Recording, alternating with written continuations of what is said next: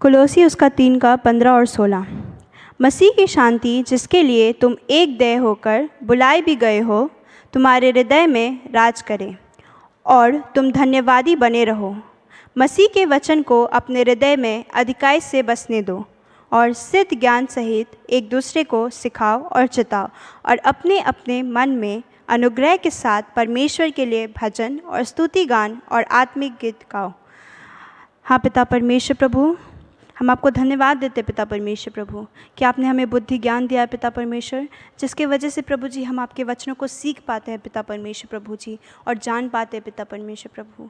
लेकिन पिता परमेश्वर आपका वचन कहता है प्रभु कि प्रभु हम सिर्फ सीखे नहीं परंतु पिता परमेश्वर दूसरों को भी प्रभु सिखाए और प्रभु एक दूसरे के साथ सहभागिता करके प्रभु आपके वचनों को प्रभु जी और फैलाए पिता परमेश्वर प्रभु।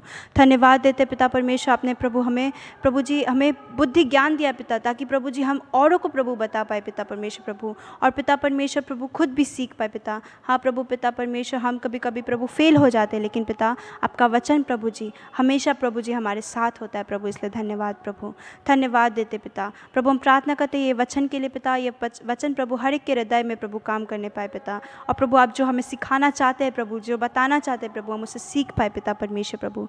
धन्यवाद देते राजा परमेश्वर प्रभु। प्रभु जी आज के दिन के लिए भी हम आपको कोटि कोटि धन्यवाद देते पिता कि पिता परमेश्वर प्रभु आपने हमें मौका दिया प्रभु इस ऑनलाइन सर्विस के द्वारा पिता परमेश्वर प्रभु, हम आपके साथ प्रभु जी आपके वचनों के साथ प्रभु जुड़ पाए पिता परमेश्वर प्रभु, आपसे प्रार्थना आपसे आराधना प्रभु जी विनती प्रार्थना कर पाए पिता, इसलिए हम आपको धन्यवाद देते पिता। धन्यवाद देते प्रभु जितने लोग भी प्रभु जी इस वचन को सुने पिता, इस समय प्रभु जी आपके साथ प्रभु जी जब आराधना प्रार्थना करे पिता परमेश्वर प्रभु, आप प्रभु हर एक को प्रभु आशीषित कीजिए पिता परमेश्वर प्रभु। धन्यवाद देते प्रभु, सारा विनती सारा महिमा सारा समय को प्रभु आपके हाथों में छोड़ते प्रभु। प्रार्थना एकमात्र उद्धार करता प्रभु यीशु के नाम से मांगते हैं, आमीन। आइए हम सब इस समय आराधना में समय बिताएंगे और प्रभु को धन्यवाद देते हुए स्तुति करते हुए ये गाना सब गाएंगे। हमारा पहला गाना होगा खुशी खुशी मना।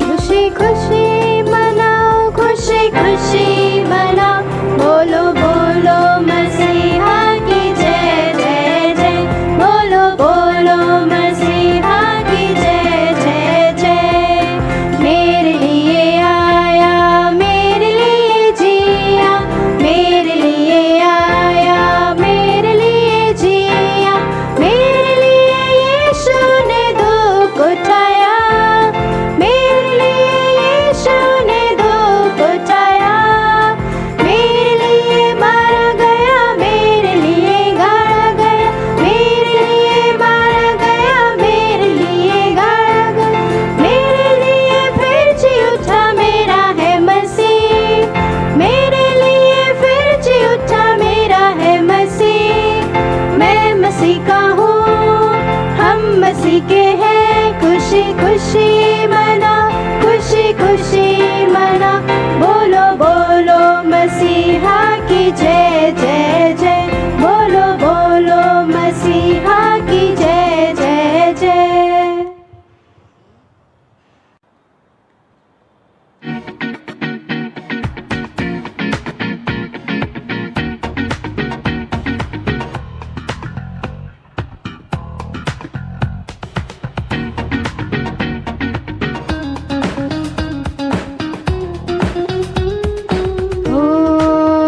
जय जयकार जय जयकार करे हो, जय जयकार जय जयकार करे।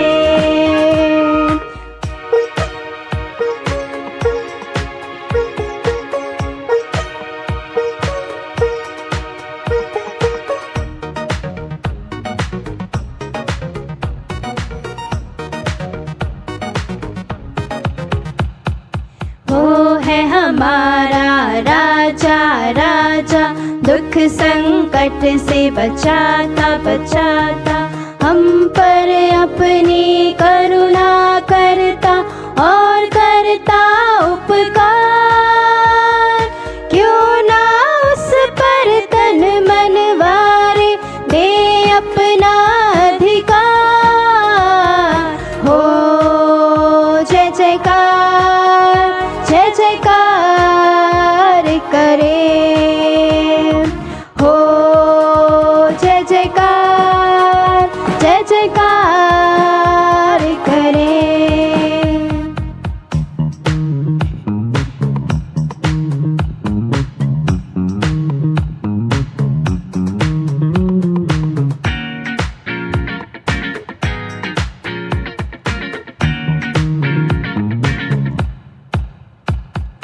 स्वर्ग है उसका सिंहासन सिंहासन, पृथ्वी बनी है आसन आसन। आकाश उसकी महिमा बताए, हस्तकला को दिखाए। सारी पृथ्वी उसकी रचना, उसका ही प्रताप हो। जय जयकार जय जयकार करे हो। जय जयकार जय जयकार करे।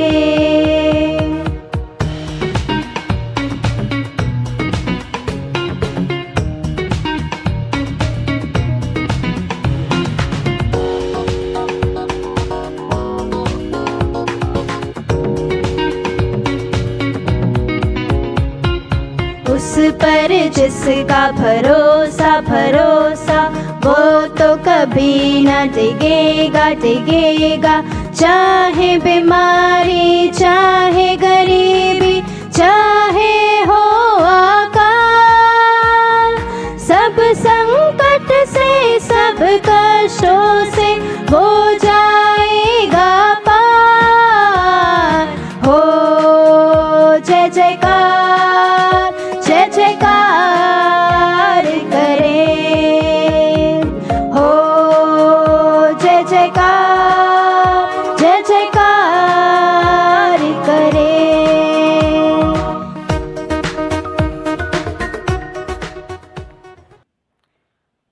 आप सबों को जय मसीह की। और ऑनलाइन आराधना में फिर एक बार आप सबों का स्वागत है।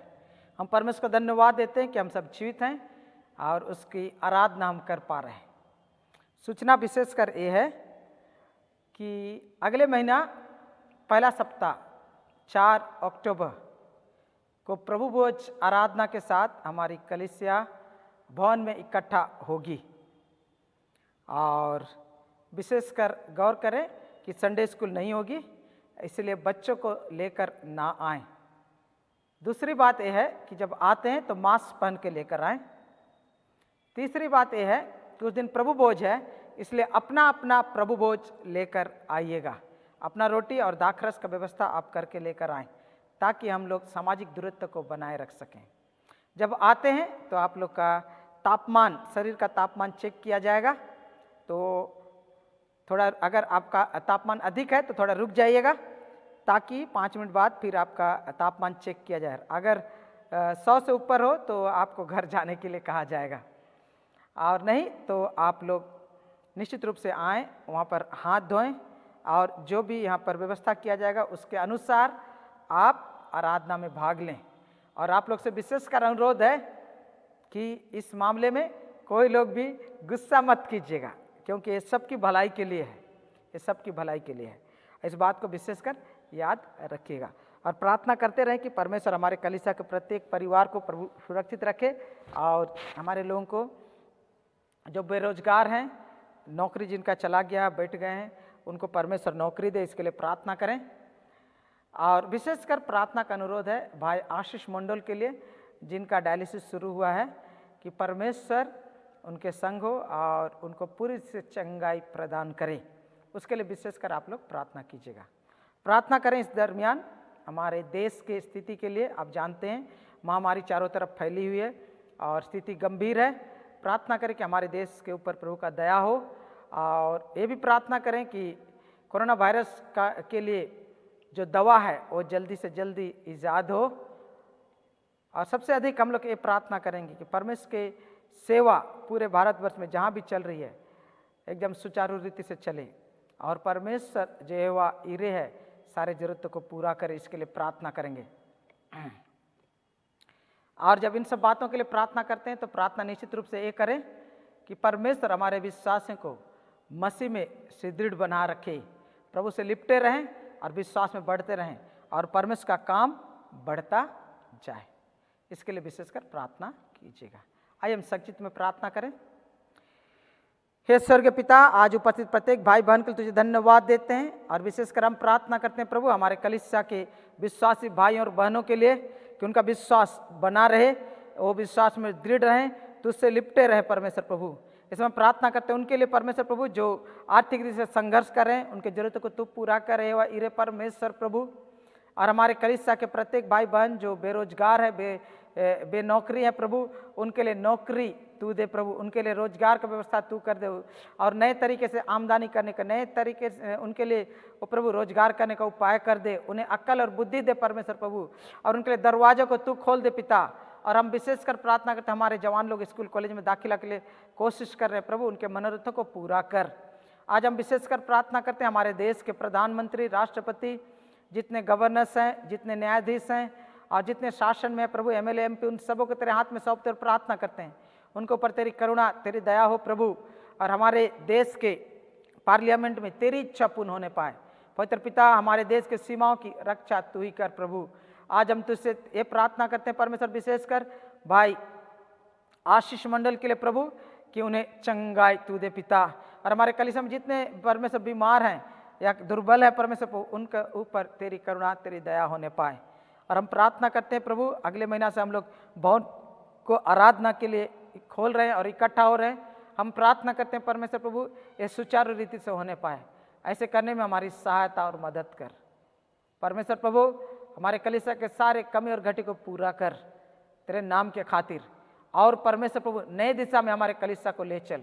तेरा राज भारत में आए और तेरी महिमा और तेरी मर्जी इस कलीसिया के द्वारा होने पाए प्रभु। यीशु नासरी के नाम में मांगते हैं, आमीन। आइए हम वचन में जाने से पहले अपने हृदय को तैयार करें और प्रभु के सामने अपने आप को समर्पण करते हैं। और अभी हम आगे का समय जब हम आराधना में जाते हैं पूरे दिल से ये गाने को गाएंगे और प्रभु को स्तुति देंगे।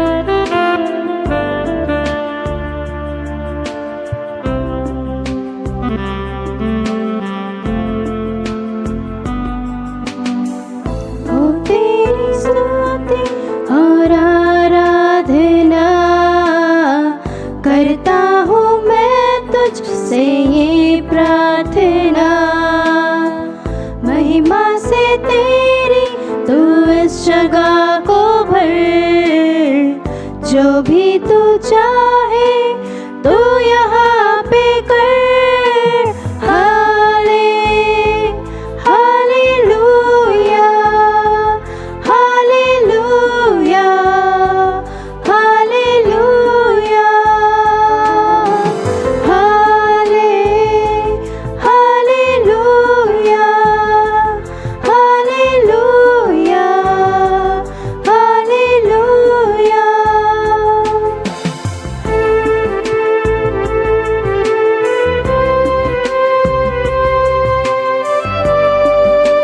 पूरे मन से प्रभु से प्रार्थना करते हुए गानों को गाते हैं।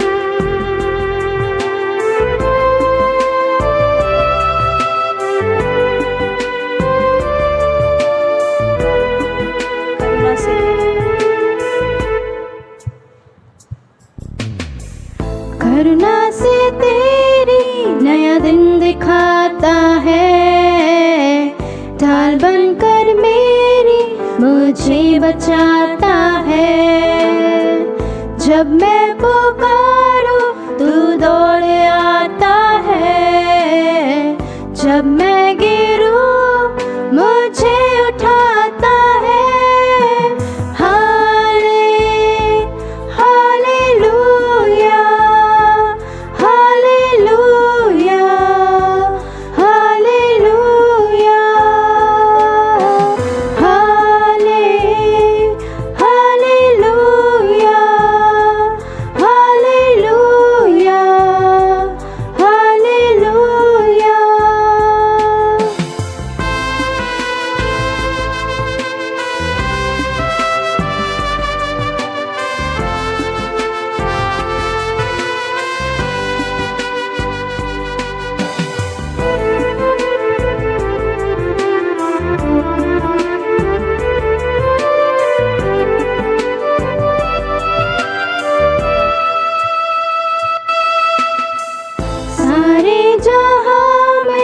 तुझ सा कोई नहीं, तुझको छोड़ कोई प्रभु है ही नहीं। घुटने में टेको बस तेरे सामने, तू है मेरा प्रभु, तू मेरा पिता। हाले हालेलुया, हालेलुया, हालेलुया, हाले हालेलुया, हालेलुया, हालेलुया,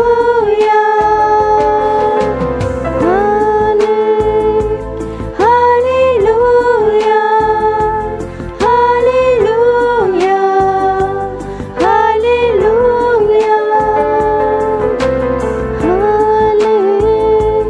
हालेलुया। हाँ पिता परमेश्वर प्रभु जी, इस सारे जहाँ में पिता परमेश्वर प्रभु जी आपको छोड़ प्रभु और कोई नहीं है पिता परमेश्वर प्रभु जी। प्रभु हम सिर्फ और सिर्फ प्रभु यीशु आपके सामने घुटने टेकते पिता परमेश्वर प्रभु। हम धन्यवाद देते पिता परमेश्वर प्रभु, आपने हमें उस योग्य बनाया पिता कि प्रभु हम आपके सामने आ पाए पिता परमेश्वर, अपने सरों को प्रभु आपके सामने झुका पाए पिता परमेश्वर। से धन्यवाद देते प्रभु, धन्यवाद देते पिता परमेश्वर प्रभु जी, धन्यवाद देते राजा परमेश्वर।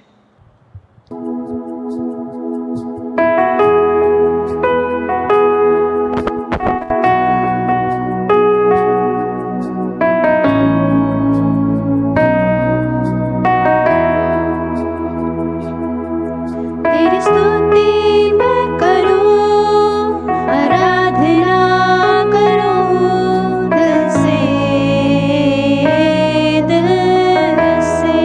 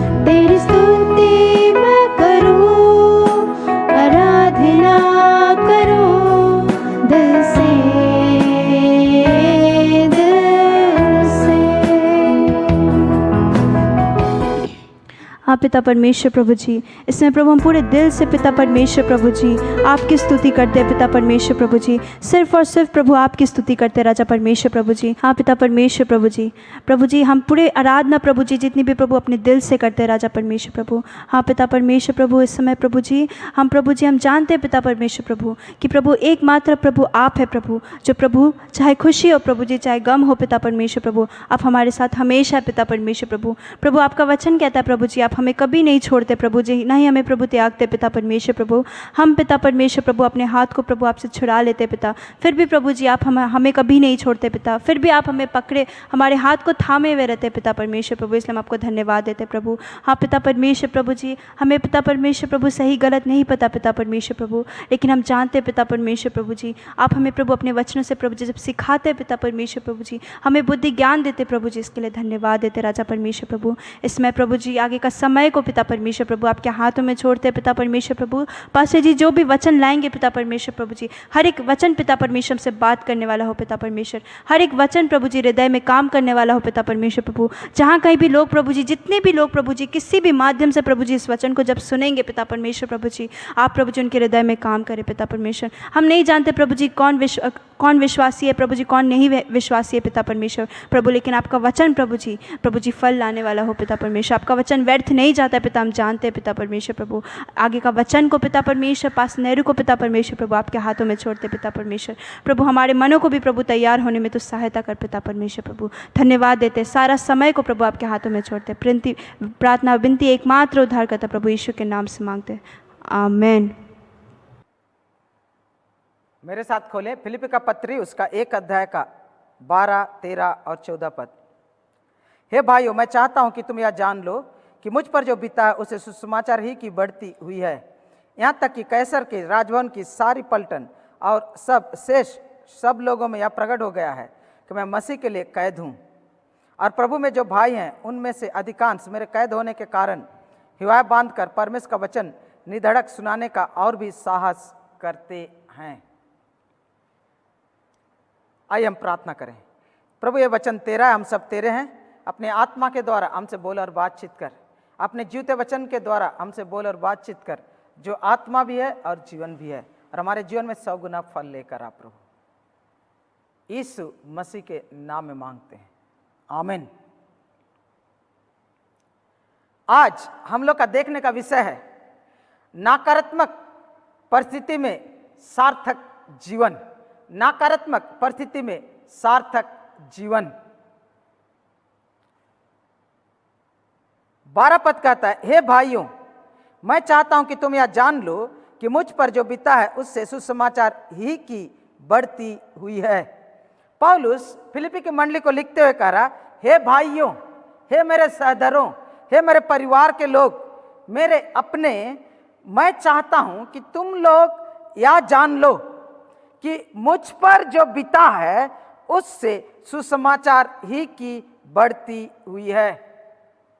वो बोल रहा है कि मुझ पर जो कुछ भी बीता है उसके द्वारा सुसमाचार की घटी नहीं, उसकी रुकावट नहीं हुई है, वरन उसकी बढ़ती हुई है। फिलिप्पी के मंडली इसके बारे में क्यों बातचीत कर रहा कि सुसमाचार की बढ़ती हुई, उनको क्यों बता रहा? इसके कई कारण हैं। पहली बात को जानने की जरूरत है कि पौलुस फिलिप्पी के मंडली का स्थापक था, वो उनका आत्मिक पिता था, और पहले दिन से फिलिप्पी की मंडली पौलुस के साथ सुसमाचार के सेवा के काम में सहभागी थे, और उनके साथ वो साझेदार भी थे, और इसलिए और उनके बीच में एक घनिष्ठ संपर्क था। और पौलुस फिलिप्पी की मंडली को प्रेम करता था, और फिलिप्पी की मंडली पौलुस को प्रेम करती थी। लेकिन जैसा कि यहाँ पर हम लोग पढ़ते हैं तो हम लोग पाते हैं कि अभी पौलुस कैद में है, पौलुस जेल खाने में है, और जेल खाने में है, और वहाँ पर जब कैद में है तो फिलिप्पी की मंडली उसके लिए चिंता कर रही है, फिलिप्पी की मंडली उसके लिए दुखी हो रही है कि हम लोग का आत्मिक पिता, हम लोग का कलीसिया का स्थापक और परमेश्वर का दास प्रेरित पौल जेल में सड़ रहा है, और उनके लिए उनका चिंता लाजिमी है। इसलिए पौलुस उनको लिखते हुए बताते हुए कहता है कि चिंता मत करो, मेरे ऊपर जो कुछ भी बीता है उसके द्वारा सुसमाचार की बढ़ती हुई है।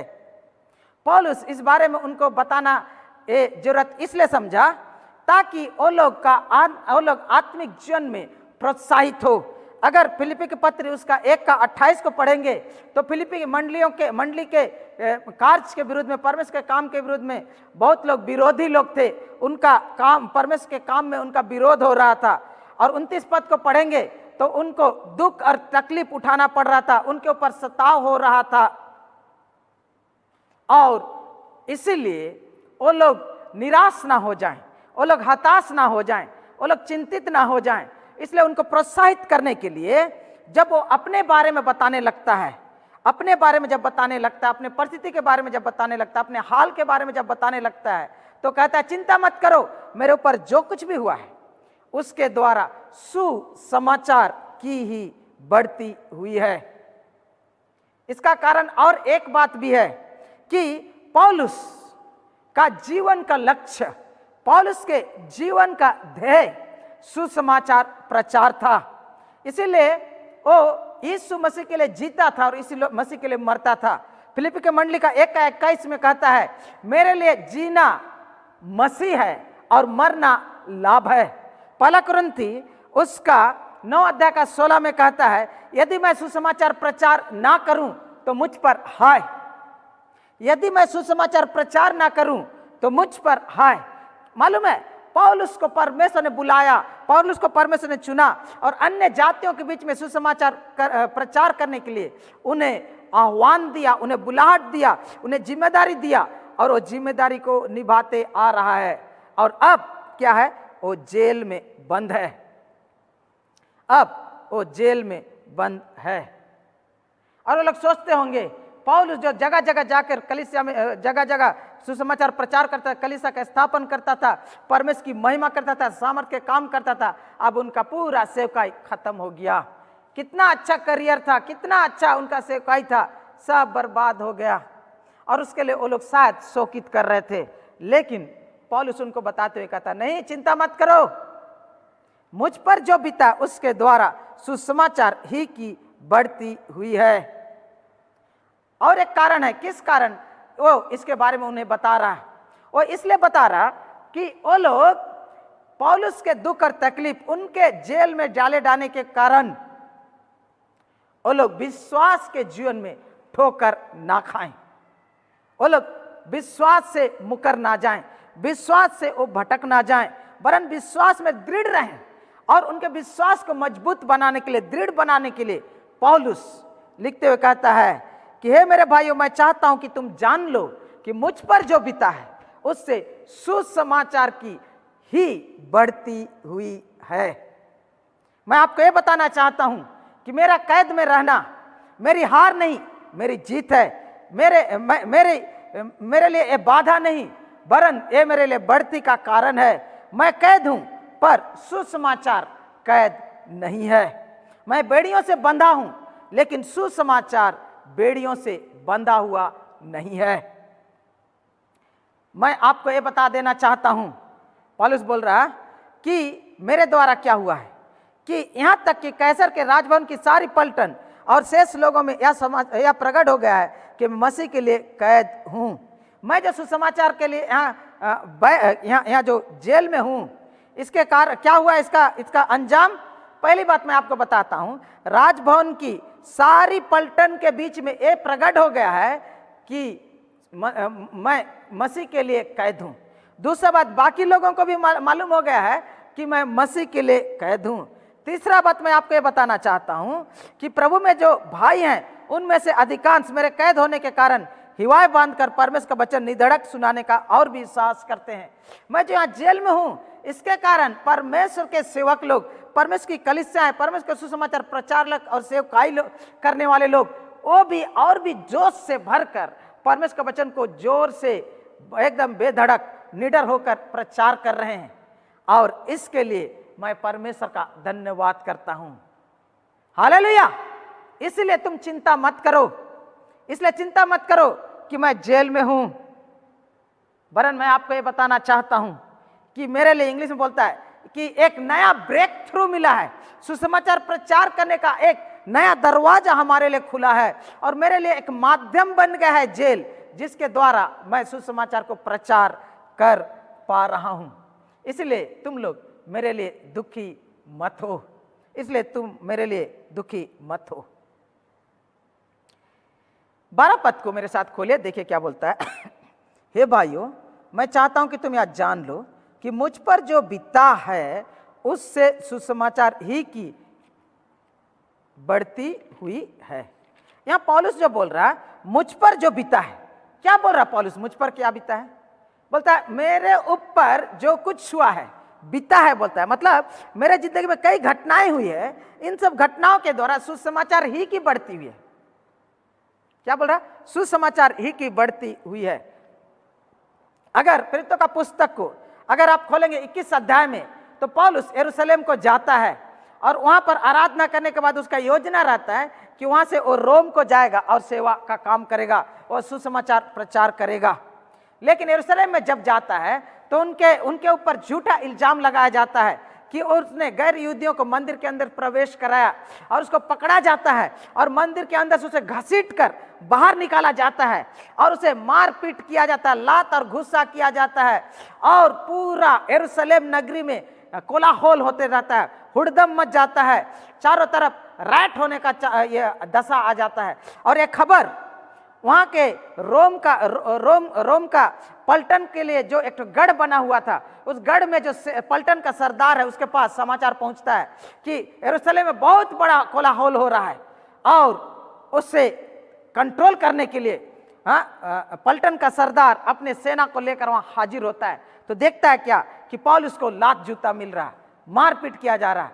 पौलुस को क्या करता है, वो उसे छुड़ाता है और उसे अलग जगह में लेकर जाने की कोशिश करता है। लेकिन क्या पाता है मालूम है कि उसको लेकर जाना मुश्किल है, क्योंकि लोग उसे मार ही डालना चाहते हैं।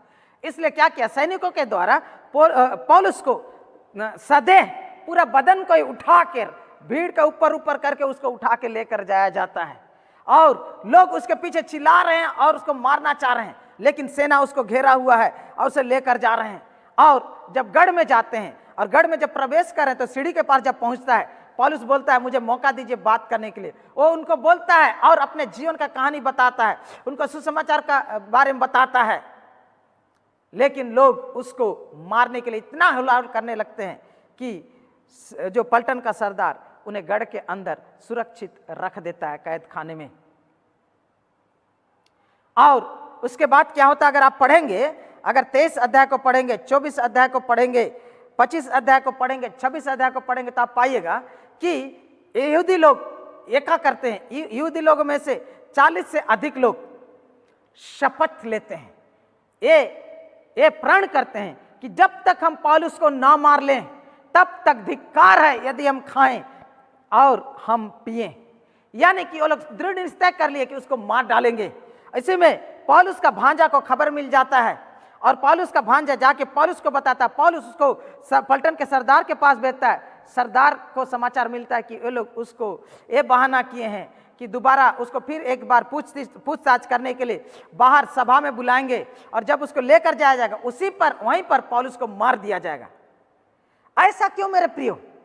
क्योंकि पौलुस सुसमाचार को पूरा एशिया में प्रचार कर लिया था, और उसका सुसमाचार का प्रचार यूरोप में भी पहुंच गया था। और जहां भी गया पौलुस यीशु मसीह को मसीहा के रूप में, उद्धारकर्ता के रूप में, परमेश्वर के रूप में प्रचार कर रहा था, राजाओं के राजा के रूप में प्रचार कर रहा था, और यहूदियों को कोई एकदम हजम नहीं हो रहा था, और इसीलिए उसको मारने का उन्होंने निर्णय किया।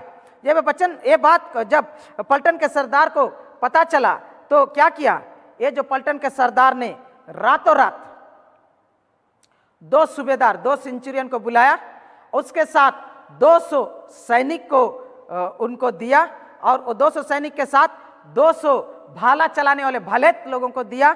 उसके बाद 7 घुड़सवार के सैनिक को दिया, और एक घोड़ा में बैठाकर रातों रात यरूशलेम से कैसरिया के लिए, जहां हाकिम था, वहां पर रवाना कर दिया। मैं आपको बताना चाहता हूं, एक आदमी को बचाने के लिए 2 सूबेदार 200 सैनिक, 200 भाला चलाने वाला सैनिक, हाँ 70 घुड़सवार माउंटेड आर्मी ऑफिसर्स को सिक्योरिटी में उसको वहां लेकर गया जा रहा। क्यों? क्योंकि पौलुस का जिंदगी सचमुच में खतरा में था और उसे वहां हाकिम फेलिक्स के पास पहुंचाया जाता। हाकिम वहां के युद्धियों के सरदारों को बुलाता है और उनके साथ उनका मीटिंग होता है, अदालत बैठती है, लेकिन कुछ निर्णय नहीं लेता है। और फेलिक्स पौलुस को 2 साल के लिए, हाँ बिना ट्रायल किए, बिना सजा सुनाए उसको क्या जेल में रख देता है, कैसरिया में 2 साल के लिए। और वहां रहता है और पौलुस उनके मित्रों से मिलता है, लोग उसे मिलने के लिए आते हैं, उनको सुसमाचार प्रचार करता है, लोगों के लिए प्रार्थना कर रहा है, चिट्ठी लिख रहा है, ये सब कर रहा है। ऐसे ऐसे 2 साल जब बीत जाता है तो फेलिक्स का ट्रांसफर हो जाता है। फेलिक्स का ट्रांसफर हो जाता है तो उसके जगह में पुरकियुस फेस्टुस नाम का दूसरा एक हाकिम आता है उसके जगह में। वो भी उससे पूछताछ करता है, वो भी उसका न्याय नहीं करता, वरन वो उनको युद्धियों के हाथ में पौलुस को सौंप देना चाहता है। इसलिए अपना प्राण बचाने के लिए पौलुस कैसर की, सम्राट की दुहाई देता है। उसके बाद क्या होता है, राजा अग्रिपा अपनी बहन के साथ आती है, बिरनीके के साथ, उनके सामने भी उसको प्रस्तुत किया जाता है। याद रखिए यरूशलेम में हाकिम फेलिक्स के पास, हाकिम फेस्तुस के पास, राजा अग्रिपा के साथ प्रत्येक बार पौलुस अपने जीवन का गवाही देता है और यीशु मसीह को मसीहा के रूप में प्रचार करता है, सुसमाचार का प्रचार करता है। प्रत्येक मौका में वो यीशु मसीह का गवाही देता है। और जब वहां भी उसका न्याय नहीं होता और कैसर का उसका दुहाई दिया जाता है तो क्या करता है, फेस्तुस उसको रोम के लिए रवाना कर देता है, भेज देता है। और समुद्री रास्ते के जरिए, हाँ माल्टा के जरिए वो रोम में पहुंचता है। रास्ता में उनका जहाज का दुर्घटना होता है, जहाज डूब जाता है, वहां से बच जाते हैं, वहां सांप आ जाता है और उसको मारने का कोशिश करता है, लेकिन वो बच जाता है, वहां से निकल कर आता और रोम के जेल में अब कैद है। और अगर कोई जेल में कैद है तो क्या बातचीत करेंगे, बोलेंगे देखो कितना अच्छा खाना नहीं है, हाँ कि अच्छा है, सोने का बिछौना ठीक नहीं है, यहाँ बहुत दुर्व्यवहार किया जाता है, यहाँ इसका घटी है, उसका घटी है, लोगों से मिलते नहीं, ये नहीं, वो नहीं, बहुत कुछ का लोग शिकायत कर सकते हैं। लोग अपने हाल के बारे में बताएंगे तो किस प्रकार उनका दुख, उनका दुखड़ा, उनका मन की दशा के बारे में बताएंगे। लेकिन पौलुस जब फिलिप्पी के मंडली को लिख रहा है चिट्ठी तो क्या बोलता है मालूम है, हे भाइयों मैं चाहता हूं कि तुम यह जान लो कि मुझ पर जो बीता है उससे सुसमाचार ही की बढ़ती हुई है। हालेलुया। क्या बोल रहा कि मुझ पर जो कुछ भी बीता, मेरे जिंदगी में इतना कुछ हुआ है और मैं आज जेल के बेड़ियों में बंधा हुआ हूं, लेकिन मैं आपको कहना चाहता हूं कि इसके द्वारा सुसमाचार ही की बढ़ती हुई है। हालेलुया। रोमियो 8:28 कहता है जो लोग परमेश्वर प्रेम करते हैं उनके लिए सब बातें मिलाकर भलाई ही को उत्पन्न करती है। और ये ठीक वही बात को यहां प्रमाणित कर रहा है।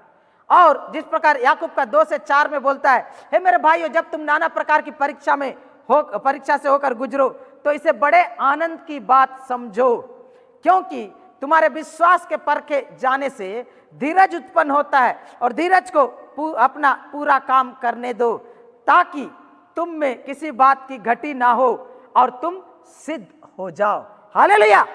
पौलुस बोल रहा है कि मुझे इस परीक्षा के अग्नि से होकर गुजरना पड़ा है और मेरे जीवन में बहुत कुछ हुआ है मेरे प्रियो, लेकिन आज मैं जो जेल में बैठा हूं इसके बावजूद मैं आपको ये बताना चाहता हूं कि इससे सुसमाचार ही की बढ़ती हुई है। क्यों मालूम है? क्योंकि उसके लिए सुसमाचार सबसे प्रथम स्थान रखता था उसके जीवन में। उसके जीवन में उसके प्राथमिकता था, वो उसके लिए जीता था, उसके लिए मरता था। और वो इसलिए अपने दुख और दर्द के बारे में नहीं वरन सुसमाचार की बढ़ती के बारे में उनको बता रहा है, ताकि फिलिप्पी की मंडली विश्वास में बलवंत हो और उसके लिए वो शोक ना करे, दुख ना करे, वरन बोले हालेलुया प्रभु तूने अपने दास को वहां भी इस्तेमाल किया, वहां भी परमेश्वर सुसमाचार फैलाने के लिए इस्तेमाल किया है। मैं नहीं जानता हूं मेरे प्रियो आपकी परिस्थिति क्या है, मैं नहीं जानता हूं आप कौन कठिनाई से होकर गुजर रहे हैं। एक लॉकडाउन का पीरियड है, कोरोना वायरस की वजह से कितनों का नौकरी चला गया, आप में से कितनों का बिजनेस बंद हो गया है, आप में से कितनों का और समस्या है, दाल रोटी का समस्या, कितनों को चावल दाल का समस्या, कितनों को हाँ घर भाड़ा का समस्या, बहुत कुछ होकर गुजर रहा है। आप और हम ऐसे समय में क्या शिकायत ही करते रहते हैं। आप और हम जब दुख से होकर गुजरते हैं तो हम लोग अपने आप के बारे में क्या सोचते हैं? हम लोग सिर्फ अपने दुख और अपने तकलीफ के बारे में चिंता करते हैं, लेकिन पौलुस सुसमाचार के बारे में चिंता कर रहा है। क्यों मालूम है? क्योंकि उसका सोच विचार अलग ही प्रकार का था, उनका सोच विचार अलग ही प्रकार का था। चाहे मेरे जिंदगी में कुछ भी क्यों ना हो, मैं उनका जीवन का एक ही उद्देश्य था कि उसके जीवन के द्वारा क्या हो, सुसमाचार की बढ़ती हो, सुसमाचार का प्रचार हो, उसका बढ़ता जाए। क्या बोलता है मैं आप लोग के सामने बताना चाह रहा हूं कि उसका नजरिया अलग ही था, उसका टशन अलग ही था, उसका रवैया अलग ही था, उसका अभिवृत्ति अलग ही था। अभिवृत्ति का मतलब क्या हुआ? किसी मनोवैज्ञानिक विषय के प्रति सकारात्मक या नकारात्मक भाव की उपस्थिति, यानी कि कोई व्यक्ति के बारे में, कोई वस्तु के बारे में, कोई समूह के बारे में, कोई विचार के बारे में या कुछ और जिसके बारे में भाव आ सके, उसके प्रति सकारात्मक या नकारात्मक विचार को और भाव को अभिवृत्ति कहते हैं। और यहाँ पर पौलुस नकारात्मक परिस्थिति में और नकारात्मक अभिवृत्ति नहीं रखता है, वरन सकारात्मक अभिवृत्ति रखता है। उनका नजरिया सकारात्मक है और बोल रहा प्रभु धन्यवाद इस जेल के दशा के लिए भी प्रभु, क्योंकि इसके भी द्वारा क्या हुआ, सुसमाचार की बढ़ती हुई है। क्या बोल रहा मालूम है? बढ़ती। बढ़ती जो यहां पर जो शब्द है, उस शब्द का मतलब होता है प्रोकेप, प्रोकेप, प्रोकोपे, प्रोकोपे यूनानी भाषा में। और ये जो बढ़ती जो शब्द है प्रोकोपे यूनानी भाषा में, उसका मतलब होता है जब सेना रण यात्रा में निकलता है, जब युद्ध अभियान में निकलता है, जब चढ़ाई करने के लिए निकलता है, तो सेना सैकड़ों और हजारों की संख्या में होती है। तो उनके लिए बहुत बार रास्ते में जंगल आ जाते हैं, पेड़ पौधे आ जाते हैं और झाड़ियां आ जाती है। तो उससे पहले एक टोली को भेजा जाता है सैनिकों का, जो आगे में जाकर रास्ते में जितना पेड़ है उनको काट देंगे और पेड़ों के नीचे जितना डालियां हैं, झाड़ ये सब हैं, उन सबको काट के समतल कर देंगे, ताकि आने वाला जो सेना है आराम से उधर से जा सके। यानी कि वो पायनियर हैं, आगे में जाकर रास्तों को साफ कर दे रहे हैं, नया मार्ग को बना दे रहे हैं, ताकि सेना एकदम द्रुत गति से, पूरे सशक्त रूप से, सुविधाजनक रूप से अपने अभियान के में आगे बढ़ सके। और पौलुस बोल रहा है कि मैं यहां पर एक मिलिट्री शब्द का इस्तेमाल कर रहा और कह रहा इसके द्वारा सुसमाचार क्या हुआ है, एडवांस हुआ है, आगे बढ़ा है, इसके द्वारा सुसमाचार के लिए मार्ग बन गया है। हालेलुया मेरे प्रियो। ओ उसके लिए जेल तो था, लेकिन जेल में भी उसके लिए नया मार्ग बन गया है। ऐसा कैसे हुआ? उसका कारण यह है कि बोलता है कि यहां तक कि मैं कैसर के राजभवन की सारी पलटन और सब शेष लोगों में यह प्रकट हो गया कि मसीह के लिए कैद हूं। यहां पर जो बात देखने वाली बात है वो ये है कि रोमियो के जेल में है वो कौन, पौलुस। और वहां पर जो जेल में है, तो अगर आप वहां पर प्रेरितों का पुस्तक 28 का 20 को पढ़ेंगे, इफिसी 6 का 20 को पढ़ेंगे, तो बोलता है मैं जंजीर में जकड़ा हुआ कैद हूं, मैं जंजीर में जकड़ा हुआ कैद हूं। और ये जो जंजीर हुआ करती थी, ये छोटी लंबाई की जंजीर हुआ करती थी, जिसके द्वारा कैदी का हथेली एक सैंतरी या सैनिक के हथेली के साथ बंधा हुआ रहता था, जिससे एक कैदी को उसके नजर से दूर कभी नहीं होगा और उससे छूटकर भागना असंभव था। और यहाँ जिस सैनिक के बारे में यहाँ बोला गया है, राजभवन की सारी पलटन, यहाँ इसको प्रेटोरियन गार्ड बोला जाता है। और प्रेटोरियन गार्ड के निगरानी में वो रहता था। और यहाँ पर आप कल्पना करके देखिए, ये प्रेटोरियन जो गार्ड थे वो कौन थे मालूम है? एक विशेष सैनिक थे। रोम का जो सैनिक लोग थे एकदम बहुत ही शक्तिशाली, बहुत ही वेल डिसिप्लिन, अनुशासित और बहुत अच्छे तरह से ट्रेनिंग पाए हुए लोग थे और वीर हुआ करते थे। लेकिन रोम साम्राज्य के जो सैनिक हैं, उन सैनिकों में सबसे अच्छा, सर्वोत्कृष्ट, सर्वोत्तम और वीर और स्किलफुल जो हैं, उन लोगों को चुन के अलग किया गया। जो एक टुकड़ी हुआ करता था, उनको प्रेटोरियन गार्ड कहा जाता था, जो लोग राजा की सम्राट की रखवाली के लिए विशेष रूप से नियुक्त किए जाते थे। ये जब सन 31 में सम्राट अगस्टस सम्राट बना, तब उसने इसका निर्माण किया। अच्छे से अच्छा सर्वोत्कृष्ट सैनिकों को लेकर उनका 9 टुकड़ी बनाया। एक एक टुकड़ी में 500 सैनिक रहा करते थे। इस प्रकार से 9,500 प्रेटोरियन गार्ड, ये जो पलटन जिसके बारे में यहाँ पर बोला गया, उनको नियुक्त किया। उनका काम क्या था? उनका काम था अंगरक्षक का काम करना, सम्राट की रक्षा करना। और उसका दूसरा काम था कि सम्राट के लिए खुफिया पुलिस का भी काम करना। कौन सम्राट के विरुद्ध में षड्यंत्र कर रहा, सम्राट के विरुद्ध में बातचीत कर रहा, तो उनके बारे में उनको खबर पहुंचाना, हाँ, खुफिया काम। और अगर उनके शत्रु कोई है, सम्राट का शत्रु है या साम्राज्य का शत्रु है, तो सम्राट के कहे जाने पर वो उनका खात्मा भी कर देंगे। वो उसके लिए जल्लाद का काम करते थे।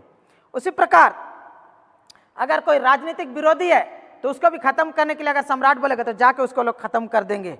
और लड़ाई के लिए जब जाएंगे, तो लड़ाई में सबसे आखिरी में ये प्रेटोरियन गार्ड लोग रहते थे, सम्राट के आसपास। सबसे लास्ट में वो लड़ाई के लिए जाते थे, क्योंकि वो विशेष स्पेशल टास्क फोर्स थे। और वो लोग बादशाह के वफादार थे, वो बादशाह के वफादार हुआ करते थे। लेकिन बाद में उनकी प्रभाव ऐसे बढ़ता गया, ऐसे बढ़ता गया, ऐसे बढ़ता गया, ऐसे बढ़ता गया कि बाद में वो लोग कौन सम्राट बनेगा और कौन सम्राट नहीं बनेगा, इसका भी वही लोग निर्णय करते थे। ये लोग ही निर्णय करते थे और वो लोग किंग मेकर्स बन गए थे। और इसके कारण ये प्रेटोरियन गार्ड को आम जनता के लोग और पार्लियामेंट के जो सेनेट लोग रहते थे, सभापद MP MLA लोग रहते थे, वो लोग भी उससे डरते थे, वो लोग भी उससे डरते थे। और ये सीनेट के लोग और सर्वसाधारण लोग प्रेटोरियन गार्ड को नफरत भी करते थे और डरते भी थे, क्योंकि ये लोग खूंखार जानवर की तरह थे। इनको स्पेशल सम्राट की सुरक्षा के लिए रखा गया था, लेकिन उनका स्पेशल बॉडीगार्ड बन गए थे। और उनके लिए जब बाकी लोग को 1,000 तनख्वाह है, तो उनका 1,500 था, उनका तनख्वाह 1,500 हुआ करता था। और नीरो बादशाह के समय में जब पौलुस इस वचन को लिख रहा है, पत्री वचन को लिख रहा है, तो बाकी लोग को अगर 1 गुना था, तो इनका तनख्वाह था 3.5 गुना। समझ में आ रहे? ये लोग स्पेशल वर्ग के पुलिस थे, ये आर्मी ऑफिसर लोग थे, और इनका प्रभाव बहुत ही ज्यादा था। और इनके सुरक्षा के लिए, इनके वफादारी के लिए जितने सम्राट आते थे, उनको बहुत प्रकार से पैसे से खरीद के रखते थे। कैसे? जन्मदिन हुआ तो स्पेशल गिफ्ट उनको मिलेगा, सम्राट का शादी ब्याह हुआ तो गिफ्ट मिलेगा, उसके घर में कोई पैदा हुआ तो ये प्रेटोरियन गार्ड लोग को गिफ्ट मिलेगा। अगर कोई सम्राट के ऊपर आक्रमण किया और वो लोग बचा लिए, तो उनको पुरस्कार दिया जाएगा। अगर लड़ाई में गए और विजय हुआ, तो इनको स्पेशल पुरस्कार मिलेगा। और मैं आपको ये बताना चाहता हूं, क्लाउडियस, ऑगस्टस के बाद आया था तिबेरियस नाम का सम्राट, उसके बाद कालीगुला नाम का सम्राट आया था। कालीगुला सम्राट को प्रेटोरियन गार्ड लोग हत्या कर दिया, उसके जगह में उसका चचा जो था वो क्लाउडियस, उसको सम्राट वो लोग नियुक्त किया। और वो खुशी होकर मालूम किया प्रेटोरियन गार्ड को 5 साल का तनख्वाह एक जन को पुरस्कार के रूप में दिया। और इस प्रकार से सम्राट लोग इनके वफादारी को पैसे से खरीदते थे। और ऐसे लोगों के साथ, अर्थात सम्राट का पालतू कुत्ता के साथ, हाँ, उनके हाथ को पौलुस के हाथ के साथ बांधा हुआ था, उनके निगरानी में वो था। और कल्पना करके देखिए, वो सोता है तो कोई उनको पहरा दे रहा, बैठा है तो उनको पहरा दे रहा, प्रार्थना कर रहा है तो उनको देख रहा है, वो जब चिट्ठी लिख रहा है तो वो लोग उसको सुन रहा है, वो जब प्रचार कर रहा है तो सुन रहा है, जब लोग उसे विजिट करने आ रहे हैं और उसे प्रभु के बारे में बता रहा है, वो लोग सुन रहा है। और याद करिए कि ये लोग का ड्यूटी चेंज हो रहा है। आज ये ड्यूटी में है तो कल वो ड्यूटी में है, तो परसों वो ड्यूटी में है, तो परसों, ऐसे करके जितना लोग आ रहे हैं वो सब सुसमाचार को सुन रहे हैं। और पौलुस तो पौलुस ही था, क्या करेगा? वो पूछेगा ये तेरा नाम क्या है, कहाँ से आया है, तुम कितना दिन से है, और कौन कौन कौन ग्रुप का है, ऐसे करेगा। उसके बाद क्या करेगा? डायरेक्ट उस सुसमाचार उनको प्रचार करेगा।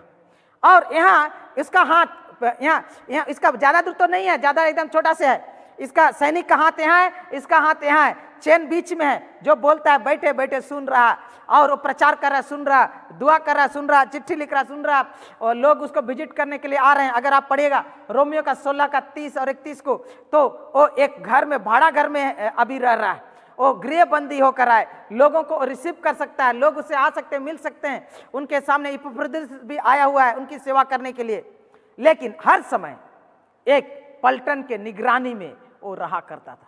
और इसके कारण क्या हुआ? धीरे धीरे धीरे धीरे धीरे क्या हुआ? जितना प्रेटोरियन गार्ड के जो पलटन के सैनिक लोग थे, वो सब के सब सुसमाचार को सुने। और इसके वो लोग आके पूछ रहे तुम किस लिए जेल में? बोलते अरे हम यीशु मसीह का प्रचार करते। कौन है मालूम है? यीशु मसीह ये है, वो स्वयं ऐसा है, परमेश्वर है, वो राजाओं का राजा, जो प्रभुओं का प्रभु है। वो तुम्हारे पाप के लिए मारा गया, गाड़ा गया और जी उठा। वो राजाओं का राजा, परमेश्वर पिता के दैनी और बेटा, और जगत का न्याय करने के लिए आने वाला है। उस पर विश्वास करोगे तो तुम उद्धार पाओगे, विश्वास करोगे तो उद्धार पाओगे। पौलुस उनको भी छोड़ा नहीं, भले वो सम्राट के पालतू कुत्ते क्यों ना हो, उनका खादिम क्यों ना हो, वो उससे नहीं डरता था और उनको सुसमाचार प्रचार करता है। इसी कारण पौलुस बोल रहा है कि राजभवन की सारी पलटन और बाकी लोगों, शेष लोगों में भी यह प्रकट हो गया कि वो मसीह के लिए क्या हूं, कह दूं हालेलुया। चाहे मेरी परिस्थिति क्यों ना हो, मैं कोई भी परिस्थिति में क्यों ना हूं, मेरा जीवन का मकसद होना चाहिए कि मैं मसीह का प्रचार करूं, मसीह का गवाही दूं। आप जब लोगों से मिलते जुलते हैं, आप बर्थडे पार्टी करते हैं, आप मेहमान लोगों के पास जाते हैं, आप जहां काम करने के लिए जाते हैं, चाहे गिरजा के बाद आप भाई बहन से बातचीत करते हैं, तो क्या बातचीत करते हैं? बाल बच्चे कैसे हैं, नौकरी कैसे है, हेल्थ कैसा है, बिजनेस कैसा चल रहा है, स्पोर्ट्स कैसा है, क्रिकेट का न्यूज क्या है, अखबार में क्या है, पॉलिटिक्स में क्या चल रहा, हम लोग का राजनीतिक दशा क्या है बंगाल में, हम लोग यही सब बातचीत करें। ये सब ठीक है, कोई खराब नहीं है, लेकिन क्या हम प्रभु के बारे में बात करते हैं? पौलुस कहता है हाय मुझ पर यदि मैं सुसमाचार प्रचार ना करूं। और इसीलिए प्रत्येक मौका जो पौलुस को मिलता था वो सुसमाचार लोगों को बताता था। और इसी कारण क्या हुआ कि वो बोल रहा कि हे मेरे भाइयों, मैं चाहता हूं कि तुम यह जान लो कि मुझ पर जो बीता है उसे सुसमाचार ही की बढ़ती हुई है। हालेलुया। आप जीवन की कोई भी परिस्थिति में क्यों ना गुजर रहे हो, अगर आपके जीवन में सुसमाचार को प्राथमिक स्थान देकर रखेंगे, परमेश्वर को प्रथम स्थान देकर रखेंगे, तो वो परिस्थिति आपके लिए प्रशंसा, स्तुति और महिमा का कारण बनेगा। हालेलुया। चाहे वो जंजीर ही क्यों ना हो, चाहे वो जंजीर ही क्यों ना हो। मेरे प्रियो, दुख को परमेश्वर सुख में बदल देता है। प्रेरितों का पुस्तक 8 अध्याय को पढ़ेंगे तो हम लोग पाते हैं स्टीफन को लोग मार देते हैं। स्टीफन को मार देने के बाद क्या होता है कि ये जो इस जितने क्रिश्चियन लोग हैं इधर से उधर चारों तरफ भागते हैं, किधर उधर कहाँ जाते हैं, जहाँ वो लोग जाते हैं वहाँ सुसमाचार प्रचार करते हैं। 11 अध्याय को पढ़िएगा कि सुसमाचार को हत्या हो गया, स्टीफन का हत्या हो गया और जितने मसीह लोग चारों तरफ फैल गए, इधर उधर चले गए और जहाँ जहाँ गए वहाँ सुसमाचार प्रचार हुआ और सुसमाचार चारों ओर फैल गया। शैतान सोचा मैं एक जन का मुंह बंद कर देता हूं जो बहुत चिल्ला रहा और बहुत प्रचार कर रहा, फिलिप्पी को चुप करा देता सदा के लिए, लेकिन नहीं, स्टीफन को सदा के लिए चुप कर देता है। लेकिन होता क्या है कि अभी हजारों स्टीफन चारों ओर फैलकर प्रचार करने। हालेलुया। हाँ मेरे प्रियो, परमेश्वर का काम नहीं रुकता और इसलिए पौलुस कह रहा मेरे लिए, मेरे साथ जो कुछ भी बीता है, जो कुछ भी हुआ है, उसके द्वारा सुसमाचार ही की बढ़ती हुई है। किसी ने बहुत अच्छा से रिसर्च करके बताया क्रिश्चियन चर्चों में क्या होता है कि 100 में से 80% लोग कोई भी काम में भाग नहीं लेते हैं, एक्टिव नहीं है, परमेश्वर के लिए कुछ नहीं करते हैं। सिर्फ 20% लोग सक्रिय रहते हैं, और जो 20% सक्रिय रहते हैं वो लोग ये काम कर रहा, वो काम कर रहा, वो काम कर रहा, लेकिन उसमें से सिर्फ 5% जो हैं वो लोग क्या करते हैं, सुसमाचार दूसरे के सामने बांटते हैं। यानी कि देखा जाए तो 95% क्रिश्चियन लोग गिरजा में आ रहे हैं, गाना गा रहे हैं, आराधना कर रहे हैं, मीटिंग अटेंड कर रहे हैं, ये कर रहे हैं, वो कर रहे हैं, सब कुछ करते हैं, लेकिन सुसमाचार दूसरे के सामने कभी नहीं रखते। मालूम है, इसीलिए हम लोग का प्रभु का काम नहीं बढ़ रहा है। अगर मसीह लोग बात बात में अपने जीवन का ध्येय बना लें, जैसे पौलुस ने बनाया कि मैं जहां भी हूं, जैसे भी हूं, मैं मसीह के बारे में बातचीत करूंगा, तो आप पाइएगा कि सुसमाचार की बढ़ती आपके जीवन के द्वारा होता है, चाहे परिस्थिति कितना भी खराब क्यों ना हो। जॉन बनियान एक परमेश्वर का 17वीं सदी में एक सेवक था, वो प्रचार करता था, बहुत पॉपुलर हो गया था, बहुत प्रसिद्ध हो गया था, लोग उसको सुनने के लिए हजारों में आया करते थे, लेकिन उस जमाने के नेता लोग को पसंद नहीं था, इसलिए उनको क्या किया, उसे जेल में डाल दिए। और जेल में जाकर वो क्या करता, जेल के लोगों को भी प्रचार कर रहा, और बंदी लोगों को भी प्रचार कर रहा, और लोग मन फिरा रहे, इस पर विश्वास कर रहे हैं। और यहाँ तक कि जेल में जो बंद है, तो बाहर के लोग उसके खिड़की और उसके दीवार के बाहर में खड़ा होकर उसके प्रचार को सुनते थे, जेल के बाहर में, इतना प्रसिद्ध था। तो उसका मुंह सदा के लिए बंद करने के लिए उसे एकदम जेल के एकदम अंदरूनी कोठरी में किसी से मिलने नहीं दी जाएगी, उसे बंद करके काल कोठरी में बंद कर दिया गया। वहां जब वो था तो सोचा कि उसके मुंह हम लोग सदा के लिए बंद कर दिए, लेकिन उसने क्या किया मालूम है, उसी काल कोठरी में बैठे बैठे एक किताब लिखा जिसको इंग्लिश में बोला जाता है पिलग्रिम्स प्रोग्रेस, और उस पुस्तक को आने वाले सदियों में अनुवाद किया गया, और कई सदी तक 3-4 सदी तक क्या हुआ, बाइबल के बाद सेकंड नंबर में जो सबसे अनुवाद अधिक किया गया पुस्तक, सबसे अधिक बिक्री किया गया और पढ़ा गया पुस्तक था, वो था पिलग्रिम्स प्रोग्रेस, जो लोगों के जिंदगी को बदल दिया। परमेश्वर आज भी आपको आपके परिस्थिति के द्वारा अपनी प्रशंसा, अपना प्रचार करा सकता है, बशर्ते कि आप और हम इसके लिए पौलुस की तरह तैयार हैं। हाँ मेरे प्रियो, पौलुस कहता है, हे मेरे भाइयों, मैं चाहता हूं कि तुम जान लो कि मुझ पर जो बीता है उससे सुसमाचार ही की बढ़ती हुई है। नकारात्मक परिस्थिति में उसने सार्थक जीवन जिया। आज कौन सा दशा से होकर आप गुजर रहे मुझे मालूम नहीं, आप कौन सा परिस्थिति से होकर आप गुजर रहे मुझे मालूम नहीं, लेकिन अगर पौलुस की तरह अपने मुंह को बंद नहीं करेंगे, आप प्रभु के बारे में प्रचार करेंगे, प्रभु के बारे में गवाही देंगे, प्रभु के बारे में दूसरों को बताएंगे, तो आपका जीवन वो परिस्थिति परमेश्वर के प्रचार और प्रशंसा का कारण बनेगा। अब जब लोगों से मिलते हैं तो क्या बातचीत करते हैं, खाली इसके बारे में, उसके बारे में, या सुसमाचार के बारे में भी बातचीत करते हैं।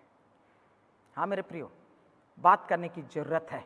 हम लोग जब एक दूसरे को फोन करते हैं, क्या करते हैं, दूसरे का बुराई करते रहते हैं, ना समाचार लेते रहते हैं, कैसे हैं, नहीं है, नहीं है, ना कभी परमेश्वर के बारे में फोन में बातचीत होता है, ना खाली नुक्ताचीनी होता है। अपने आप को पूछने की जरूरत है। हाँ मेरे प्रियो, अगर आप पौलुस की तरह होंगे तो प्रत्येक बात और प्रत्येक रिश्ता में आप पाइएगा कि सुसमाचार सुनाने का एक मौका है। अगर आप जानते हैं कि आपका पड़ोसी का घर में आग लग गया और आग आपको दिखाई दे रहा और वो लोग घर के अंदर बंद है, आप क्या करेंगे? हाँ, जो भी चिल्ला चिल्ली करेंगे, लोगों को बचाने के लिए लेकर आएंगे, पानी ढो के लेकर आएंगे, जो कुछ करना है करेंगे ताकि उनका प्राण बच जाए, उनका घर बच जाए, उनके बाल बच्चे बच जाए। ये आप निश्चित रूप से करेंगे, क्योंकि आप भले इंसान हैं। आपका एक कर्तव्य है पड़ोसी के रूप में, एक नागरिक के रूप में, एक इंसान के रूप में। लेकिन उससे भी अधिक जो बड़ा आपका कर्तव्य है वो यह है कि जो परमेश्वर को नहीं जानते, जो सुसमाचार को नहीं सुने हैं, जो उद्धार नहीं पाए हैं, उनको सुसमाचार के बारे में बताओ। चाहे वो पुलिस ऑफिसर हो क्यों ना हो, वो आर्मी ऑफिसर ही क्यों ना हो, वो आपको बंदी बनाए इंसान ही क्यों ना हो, वो आपका बाड़ी मालिक ही क्यों ना हो, वो आपका काम करने वाला बॉस ही क्यों ना हो, आपका मित्र ही क्यों ना हो, वो आपका दुकानदार ही क्यों ना हो, वो आपका दाढ़ी बनाने वाला नौवा ही क्यों ना हो। वो भी बिना सुसमाचार के नरक के सदा काल के जलने वाले आग के गड्ढे की ओर वो अग्रसर हो रहा है। और अगर आप मुंह नहीं खोलेंगे, आप अगर उसको गवाही नहीं देंगे, तो नरक की अनंत काल की अग्नि में वो जलेगा। उनका प्राण सदा के लिए नरक में नाश होगा। तो क्या आपका और हमारा कर्तव्य नहीं बनता कि हम उन्हें उस आने वाले नरक के आग से बचाने का प्रयास करें? हाँ मेरे प्रियो, कितने लोग तो हम ऐसे हैं जो अपने आप को दुनिया के सामने छुपा के रखते हैं। हम नहीं चाहते हैं कि लोग जाने कि हम मसीह लोग हैं। हम लोग नहीं चाहते हैं कि लोग जाने कि हम मसीह लोग हैं।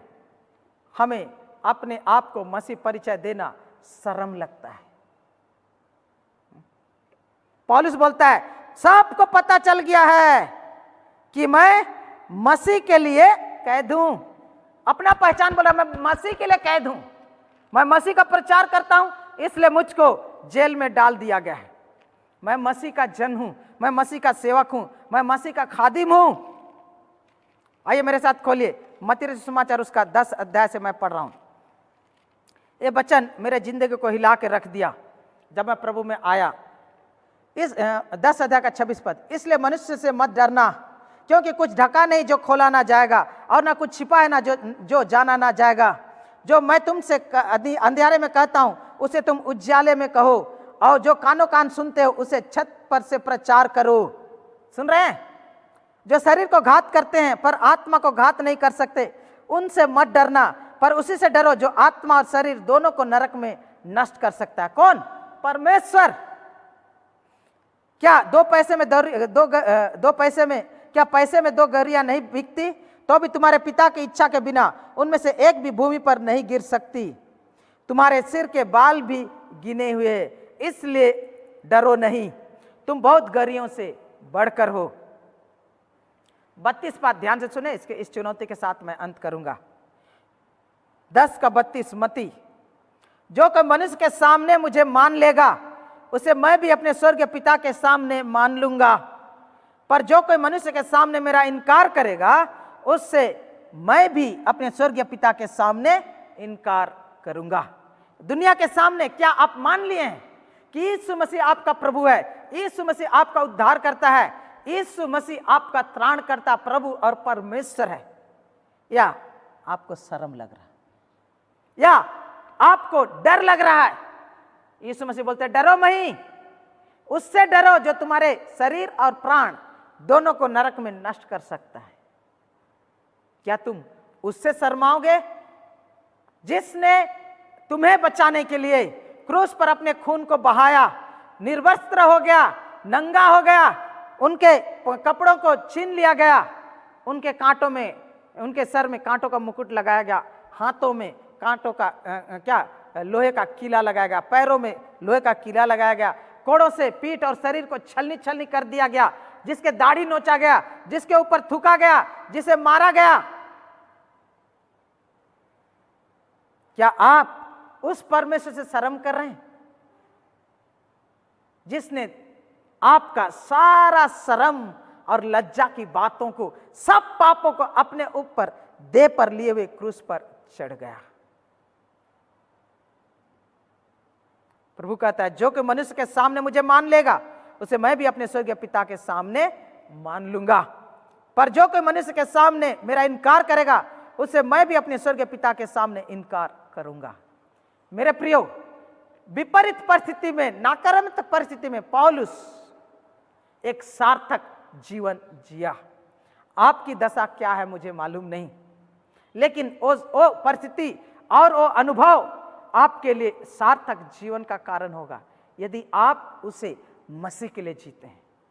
आप अगर मसीह का गवाही देते हैं, आप अगर मसीह का गवाही देते हैं, परमेश्वर आपको ऐसा जिंदगी जीने में सहायता करे, नकारात्मक परिस्थिति में सार्थक जीवन आप भी जी सकते हैं। प्रभु ऐसा जीने में आपकी सहायता करे।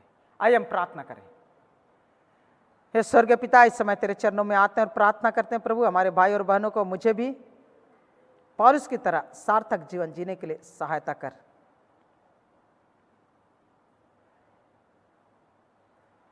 तेरे बेटे यीशु मसीह के नाम में मांगते हैं, आमीन। और अब पिता परमेश्वर का प्रेम, प्रभु यीशु मसीह का अनुग्रह और पवित्र आत्मा की सहभागिता हमें से प्रत्येक के साथ अब से लेकर सदा लो बनी रहे, आमीन।